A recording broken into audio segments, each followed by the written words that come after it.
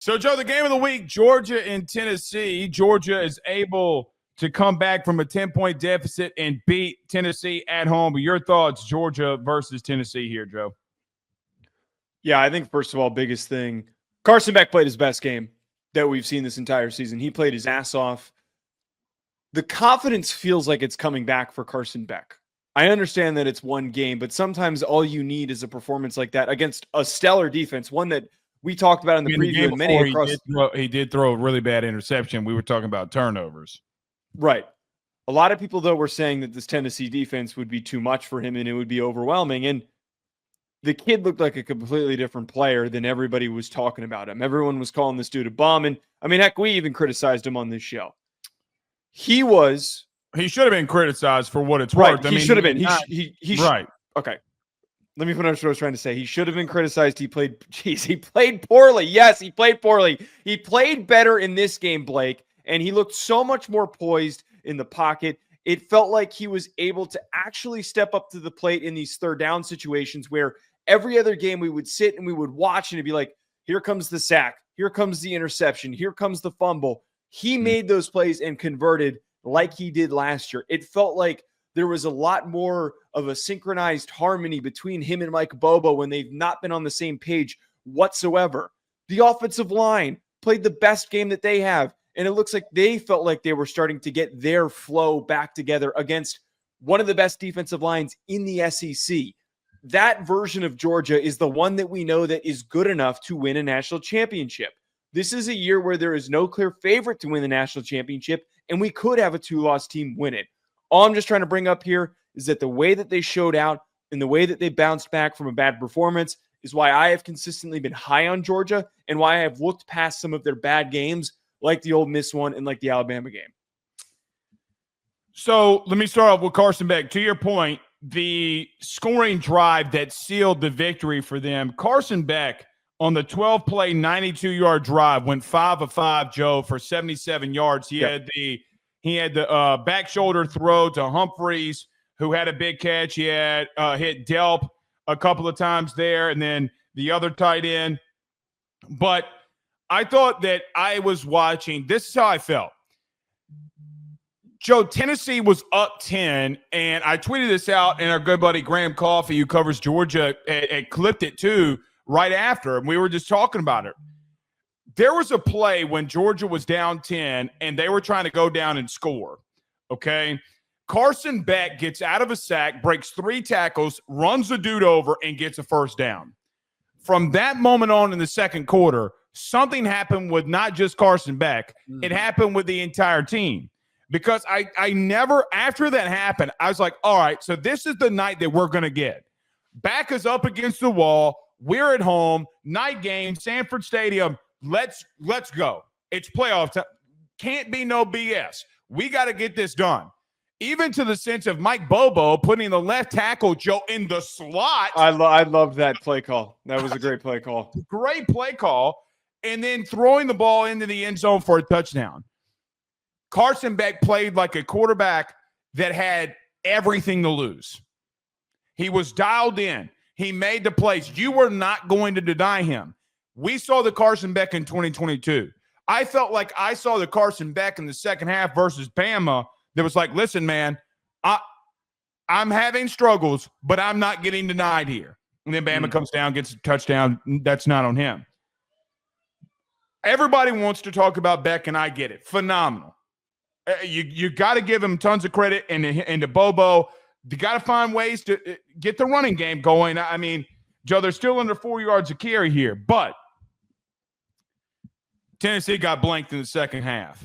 And we keep doing this to Georgia as a team. We keep looking at them as a team and talking about offense, Bobo, offense, Beck, offense, Bobo. What's Kirby going to do? And we miss yet again that they had 5 sacks on Nico. Now, we're going to get to Tennessee in just a minute. But the 5 sacks on Nico, he was under duress all night. Chambliss had 2. The inconsistency that Tennessee could block them up front was astonishing all night long.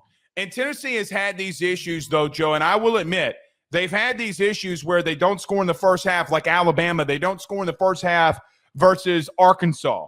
And then they have these big explosions in the second half. Well, the opposite happened. The complete opposite happened. They got blanked in the second half after Kirby made adjustments. And I think that everybody played and everybody coached like their back was up against the wall and they had everything to lose. It started with your quarterback, but man, I got to talk about this defense too, Joe. Holding Tennessee the way that they did in the second half to 0 points is a big deal too. That was my biggest second takeaway, and I think it's the right mix of the offense playing better and then the defense rallying behind it. And you talked about like there was an identity shift. Cohesiveness. Yeah, we love that word on this show. There was an identity shift, and I'm glad that you brought up the big run that Carson Beck had where he just said, I'm going to run your ass over. And then he had the rushing touchdown as well. That's what I'm talking about there with the confidence that it felt like he had. I wonder how long this lasts. Sometimes all it takes is a performance like that when you're going through a stretch of bad games where you just can't trust your own decision-making. Anyone who's played a sport in a position like this understands what it's like when you are doubting yourself. It's a part of the game of football. It's one of the most mental games of mental sports out there, especially the quarterback position. But that second take that I had is what you just brought up. The defense kicked the crap out of Tennessee's offense. We're going to get to Tennessee in a second, but that front seven for Georgia that we know can be one of the best in the country showed up. The team that didn't really appear against Ole Miss, they took over this football game. They followed the lead of the offense that played really well, and they fed off of that energy when that identity shift happened in the second quarter and the third quarter. Them completely shutting down Tennessee in the second half, as you mentioned, and not allowing anything on any critical drives in the end of the game that could have allowed Tennessee to tie the ball game. That to me is why, and what we've talked about in multiple weeks, why they're championship caliber. If they can lean on their defense in outings when the offense isn't playing as well, that's what makes them a national championship contender and why I still consider them one. Both scoring drives, the go-ahead scoring drive and the game-sealing one, Joe, both were 12 plays. One was 12 plays, 7 minutes long, and it's not as if that they were running the football consistently enough. They just went back to Georgia, though. They utilized both tight ends.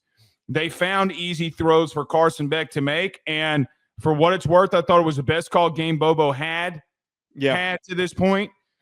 But they got playmakers involved. And Joe, I mean, there were some drops in there, and I do think that Beck is struggling with having some weapons on the outside. I do think Anaya Smith is getting popped with some of these PI calls that don't deserve to be PI calls. I feel like he gets one every game. But, look, man, they dominated in the second half, and that's what propelled them.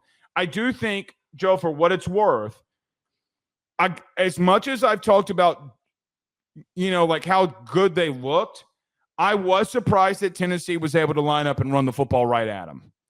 I mean, like there were moments that DeLeone Sampson just found holes. I mean, Joe, 5 yards to carry every single time. Boom, boom, boom. And I'm like, look, man, I mean, why they got away from DeLeone Sampson, Joe, if I'm being honest, is beyond me if I'm Tennessee. Because when I look at DeLeone Sampson, Joe, he had 19 carries, 101 yards, and a touchdown. He had the big one in the first half. And I'm like, bro, you're getting at the 50-yard line. Let's start, run the ball here. Let's line up and run the football. That's what you do. Give it to your best playmaker. And the drops killed them. The drops absolutely killed Tennessee.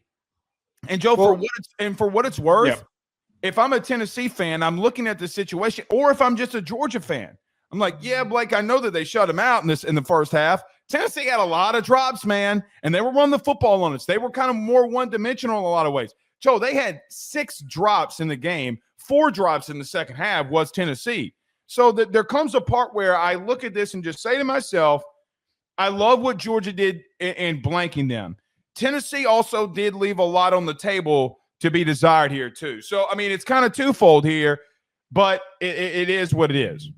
BetOnline remains your top spot for all of your live betting action and contests. NFL, college football, UFC, NHL are all in full swing. BetOnline is your number one source for wagering news, odds, trends, and predictions with both desktop and mobile access at any time. Head to BetOnline today and use promo code BELIEVE, that's BLEAV, for 50% off your first deposit. That is a 50% welcome bonus. BetOnline, where the game starts.